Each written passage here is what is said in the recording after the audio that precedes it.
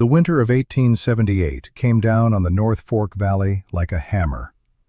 It was a cold that did not just visit, it occupied.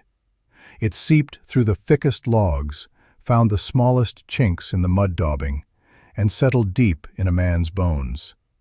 The wind was its accomplice, a tireless scout that howled around the corners of the cabins, testing every joint, every pane of glass, seeking a way inside. For the settlers of North Fork, life was measured not in days or weeks, but in cords of wood. A good winter cost 5, a bad one, 7. That year, they spoke of a 10-cord winter, and they spoke of it in hushed, fearful tones. The cold did not knock before it entered. It was a thief that stole the warmth from a sleeping child's breath and the feeling from a man's fingers. Inside the cabins, life was a constant, desperate battle, fought in the small circle of light and heat cast by the cast-iron stoves. Frost ferns, delicate and beautiful, grew on the interior walls, a deadly lace that marked the enemy's territory. Water froze in buckets just a few feet from the fire. The settlers were hardy people, accustomed to hardship, but this cold was different. It felt personal, a relentless siege that frayed nerves and consumed resources with an insatiable hunger. The problem was universal. In every cabin, from the largest 2-story homestead belonging to the valley's founder to the smallest shack on the creek, the story was the same. The stove was a ravenous beast, demanding split logs every hour, day and night. The men spent their days in the frozen woods, their axes ringing against iron-hard timber, their breath pluming in the frigid air. They hauled the wood back on sleds, their muscles aching with a weariness that sleep could not cure. The women and children spent their time feeding the monster. Their world shrunk to the radius of its heat, a small island of survival in a sea of profound, elemental cold. They followed the wisdom of their fathers.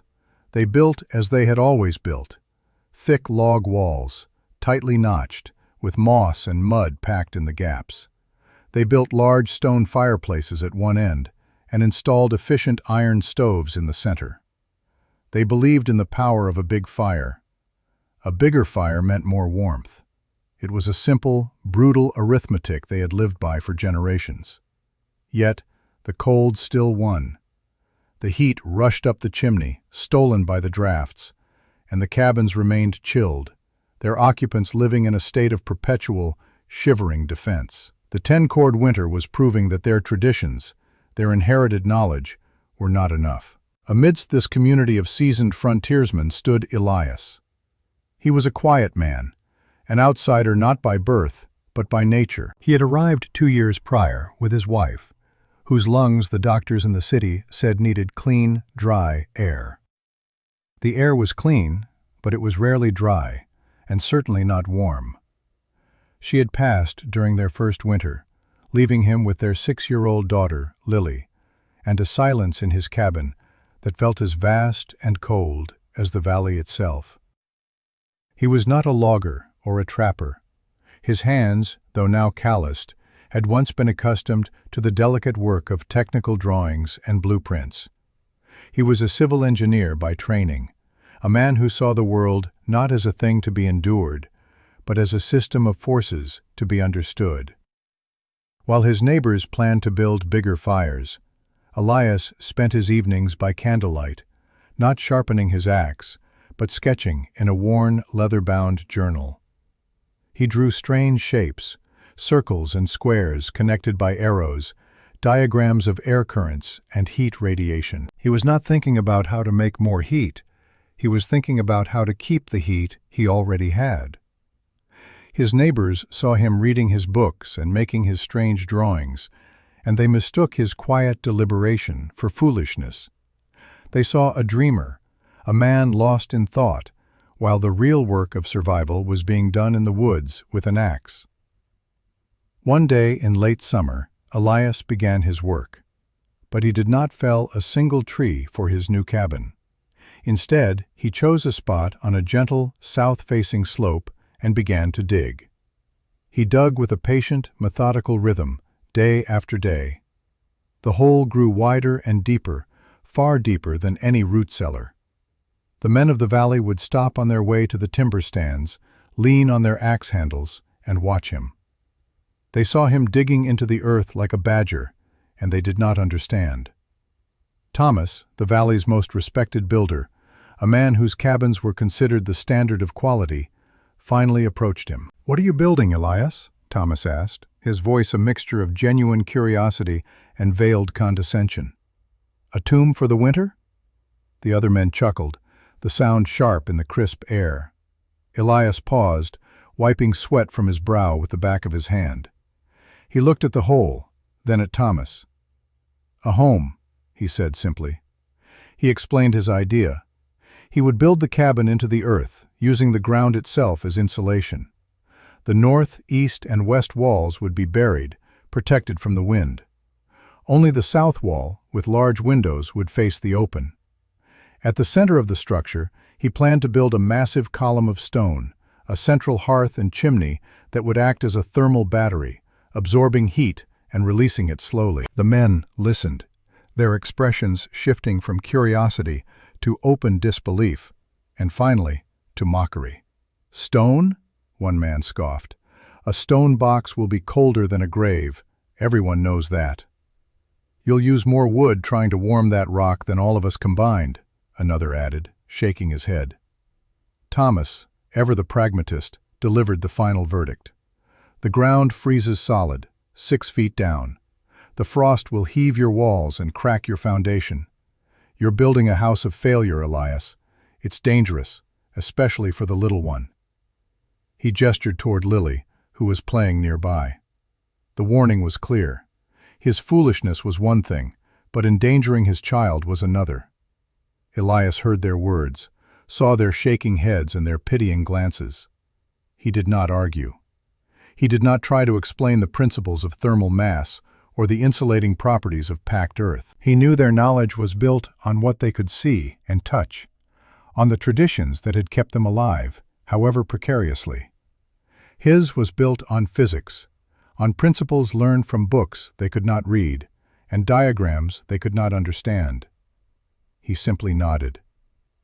"I thank you for your concern," he said, and he picked up his shovel and went back to work. The laughter followed him as the men walked away, their certainty a comfortable blanket against the chill of a new idea. He worked alone. The sun beat down through the late summer, and he dug. The autumn winds began to blow, and he laid his foundation, not on the surface, but deep in the earth, below the frost line that Thomas had warned him about. He spent weeks hauling fieldstone from the creek bed, choosing each one for its size and shape. His neighbors watched him, their skepticism hardening into a kind of grim fascination. They were watching a man orchestrate his own demise, and while some felt a sliver of pity, most felt a sense of superior wisdom. They were finishing their own winter preparations, chinking their log walls with fresh mud and moss, stacking enormous pyramids of firewood that stood as monuments to their diligence. Elias's work was slow and deliberate. He was not just building walls, he was building a system. The central stone column rose first, a massive, solid core, 4 feet thick at its base. It contained a cleverly designed firebox and a winding flue that would force the hot smoke to travel a long, slow path through the stone, surrendering most of its heat before exiting through the roof. This was the heart of his home, the thermal battery. He explained it once to Lily in simple terms. "We will warm the stone, and the stone will warm us, long after the fire is out." While his neighbors notched logs, Elias was fitting stones. While they hammered pegs, he was mixing a mortar of clay, sand, and ash. He built 2 walls on the exposed south side, an inner wall of smooth, fitted stone, and an outer wall of rougher fieldstone. In the 2-foot gap between them, he began to pack his insulation. He used what the valley offered in abundance: dried moss, sawdust from the distant sawmill, cattail fluff, and layers of pine needles. The other settlers saw him stuffing his walls with what they considered to be forest floor trash and kindling. It confirmed everything they believed. The man was not just a fool, he was a madman. Thomas, making his rounds to inspect the community's preparations, stopped by again. He saw the strange, half-buried structure, the mound of dirt piled against its walls, the bizarre, thick south wall filled with debris. He saw Elias meticulously placing large panes of glass on that southern face, angled to catch the low winter sun. Thomas had always built with small windows, believing they were holes through which heat escaped. He shook his head, a deep sadness in his eyes. He had tried to warn him. He saw no firewood stacked by the door, only a small, neat pile that would not last a week in a normal cabin. He said nothing this time. There was nothing left to say. As Elias worked, the community bustled with their own familiar rituals. The sound of axes echoed from dawn till dusk. Men helped each other raise the last of the logs for a new barn, their movements practiced and efficient. They were strengthening their fortress against the coming enemy, reinforcing the methods that had always served them. Their world was one of wood and fire, of direct action and immediate results. Elias's world, in these months of labor, was one of stone and earth, of patience and indirect principles. He was isolated not just by his strange design, but by his very way of thinking. His diligence was seen as obsession, his precision as a waste of time. He was a lone man pursuing a theory against a tide of communal experience. He finished just as the first snows began to fall. The cabin was unlike anything the valley had ever seen. It did not stand tall and proud against the landscape. It nestled into it. It looked more like a grassy hillock than a home. A sturdy roof, covered in thick sod, rose just a few feet above the ground. The stone chimney was short and stout. Only the south face was visible, a wall of stone and glass that seemed to drink in the pale autumn sunlight. Inside, the air was still and smelled of earth and curing mortar. The stone core stood in the center of the single large room, like an ancient monolith. The walls were cool, but not cold to the touch, and the silence was profound, insulated from the rising wind. The great storm arrived in the second week of January. It did not come with the fury of a blizzard, but with the silent, suffocating weight of a polar vortex. The temperature plummeted, dropping to levels the oldest settlers could not recall. It was a dry, still cold, a cold that felt heavy, as if the air itself had turned to ice. The sky was a brilliant, merciless blue. The sun was a distant, powerless disk in the sky. This was the cold that found its way through everything. It was a cold that broke things. It cracked timber, split iron, and shattered the resolve of even the strongest men. In Thomas's cabin, the fight was desperate. The big stove glowed a dull red, devouring oak and maple logs as fast as he could feed them. Yet the heat seemed to vanish inches from its surface. His wife and 3 children were huddled together under a mountain of quilts and buffalo robes, their faces pinched and pale.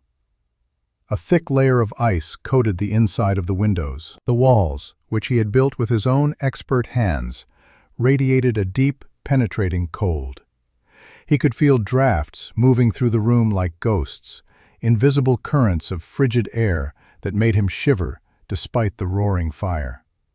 His woodpile, once a source of pride, was shrinking with terrifying speed. He had planned for a 10-cord winter. This was something else entirely. Throughout the valley, the story repeated itself.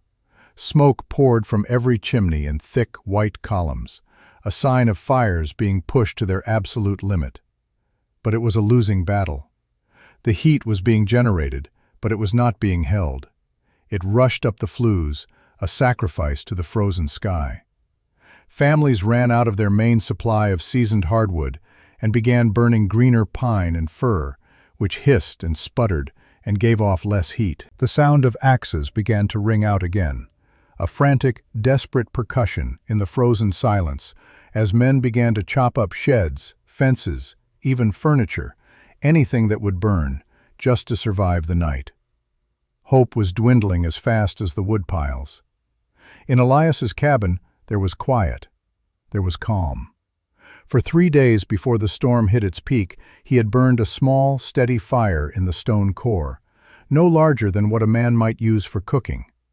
The stone absorbed the heat, the massive column becoming a reservoir of warmth. When the killing cold descended, he let the fire die down to embers. He used only a handful of wood each day, just enough to keep the core charged. The air inside the cabin was not hot or stuffy.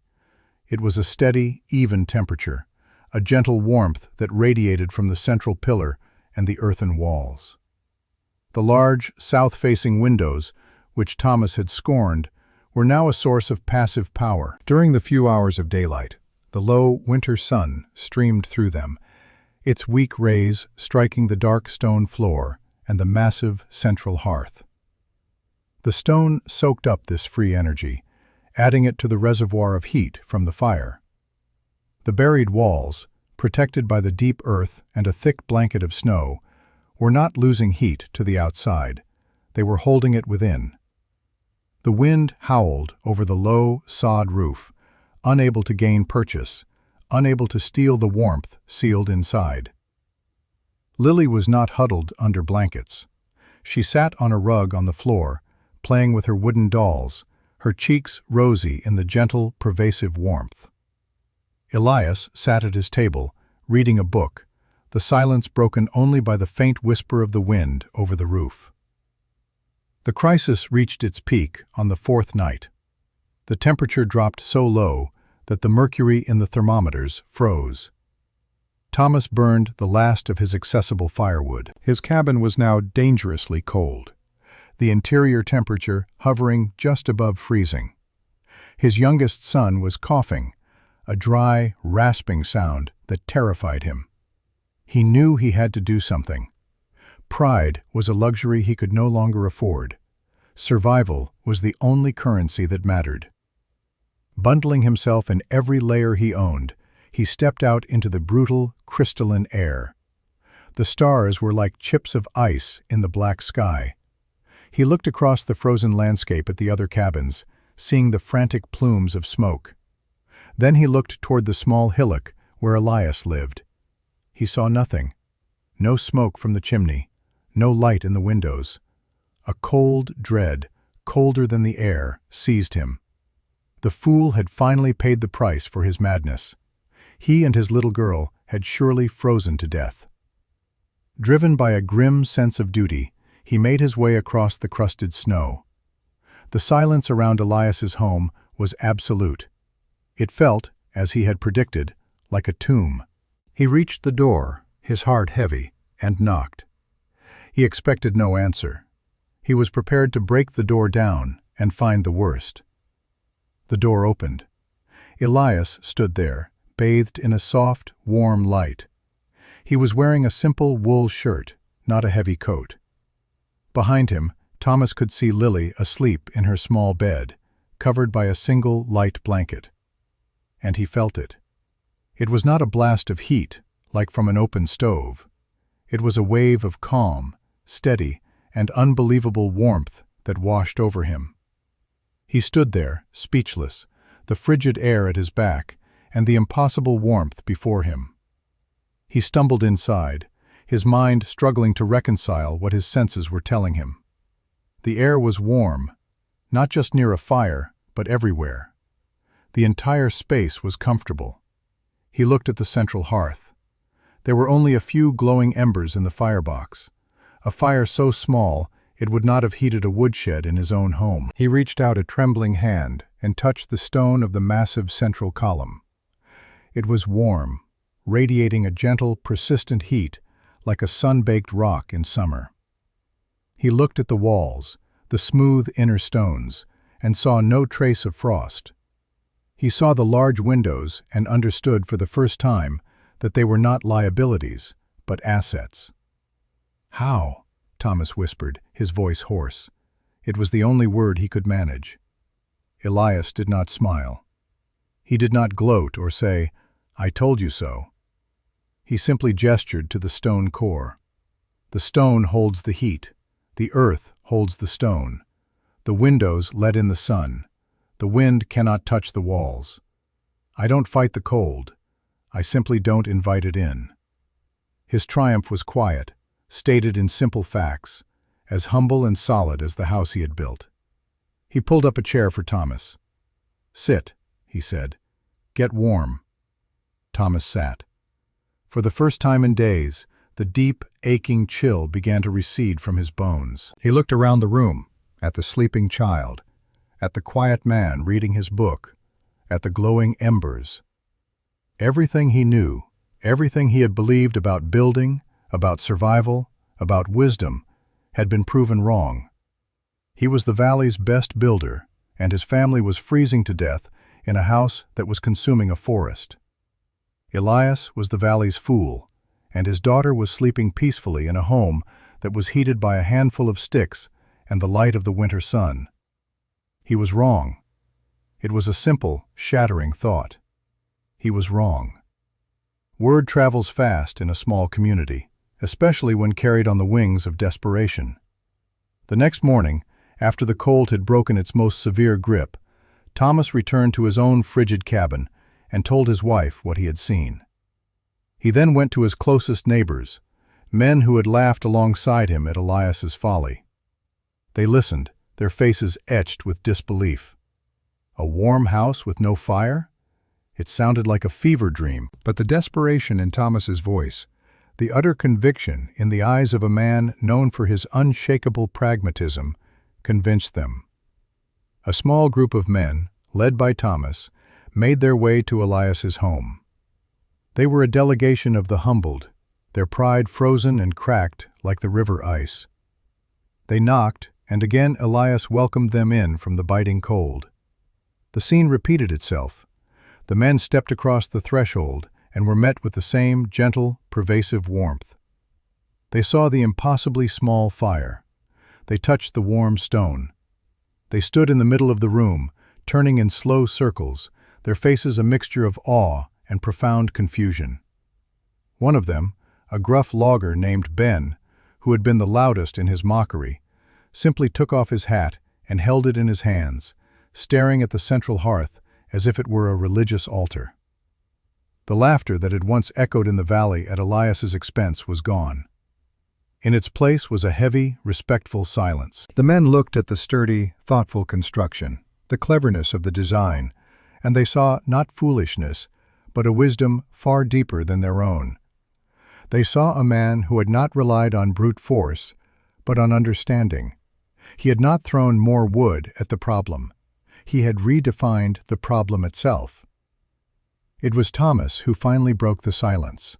He turned to Elias, his expression stripped of all its former arrogance.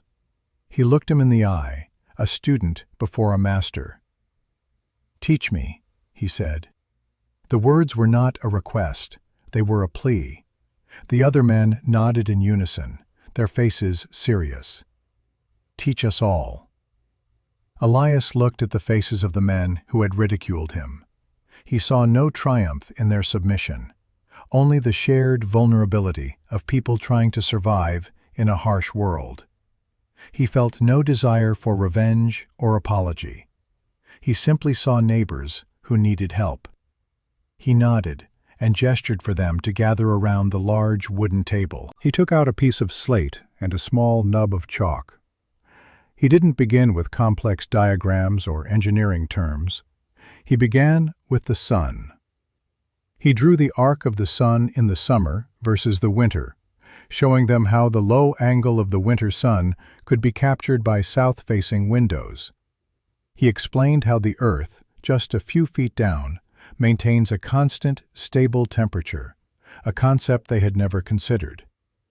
He crumbled a piece of dried moss in his hand and explained how the tiny pockets of air trapped within it made it a powerful insulator. Still air is the best blanket God ever made, he told them. He explained the principle of thermal mass, using the stone core as his example. A log fire gives you its heat all at once, and then it is gone, he said, drawing a sharp peak on the slate. Most of it rushes up your chimney, but stone is patient. It takes the heat slowly, holds it deep inside, and gives it back to you slowly, all through the night. He drew a long, low, gentle curve on the slate. The men leaned in, their eyes wide, understanding dawning on their faces. For the first time, they were not just seeing a strange house, they were seeing the ideas behind it. The knowledge was shared freely, without price or judgment. It was a gift, offered with the same quiet humility with which he had endured their scorn. When the great thaw of 1879 finally arrived, melting the mountains of snow and turning the valley into a muddy quagmire, a new sound was heard alongside the chirping of returning birds. It was the sound of shovels hitting the earth. All across the North Fork Valley, a quiet revolution was taking place. Guided by Thomas, who had become Elias's most devoted student and evangelist, the settlers began to build anew. They did not abandon their log cabins, but they began to modify them, retrofitting them with the principles they had learned. They dug deep foundations and banked earth against the north walls of their existing homes, creating a protective barrier against the wind. They rebuilt their fireplaces, adding mass and redesigning flues to hold more heat. But the most striking change was with the new construction. On the slopes of the valley, new homes began to appear, built not tall and exposed, but low and settled into the land. The landscape of the settlement was physically changing, shaped now by a new wisdom. The sight of men hauling fieldstone instead of logs became common. The community, once fractured by skepticism, was now united in a common purpose. They worked together, sharing labor and knowledge. Thomas, with his practical building experience, became the perfect bridge between Elias's theories and the settlers' skills. He could translate a principle into a practical technique, showing a man how to lay a stone or mix the right consistency of clay mortar. Elias would often visit the building sites, offering quiet advice, answering questions, his presence a calm center to the flurry of activity. He never sought credit, but his authority was absolute, earned not through words, but through the undeniable proof of a single, warm room during the coldest night of their lives. The story of the North Fork Valley and its strange, warm houses began to spread. A surveyor, mapping new territory, passed through the following year and spent a night in one of the new cabins. He was astonished by its efficiency and comfort. He made detailed notes and sketches in his logbook. A traveling preacher, a circuit rider, also witnessed the design and spoke of it in the other small, isolated communities on his route. He spoke of a man who heated his home with the sun and the earth, a story that sounded like a parable. The idea, born of one man's quiet observation and knowledge, began to ripple outward, carried by word of mouth, a seed of wisdom planted in the fertile ground of hardship. Years passed. The North Fork Valley prospered.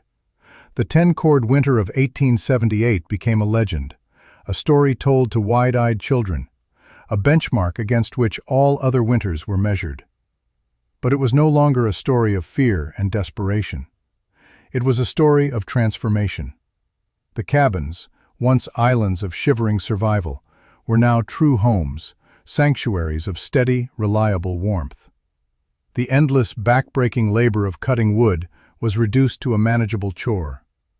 The settlers had more time, more energy, more security. The valley was still a hard place to live, but they had learned to live in it with intelligence and grace, not just brute force. Elias lived to be an old man, watching his daughter grow and have children of her own in a home that was always warm. He was never a chief or a mayor, never a man who sought the spotlight. He remained the quiet engineer, the man of books and observation. His legacy was not written in laws or etched on a monument. It was built into the very foundations of the community. It was there in the low-slung, earth-sheltered homes, in the small, efficient woodpiles, and in the faces of children who no longer had to sleep with the fear of the cold seeping through the walls.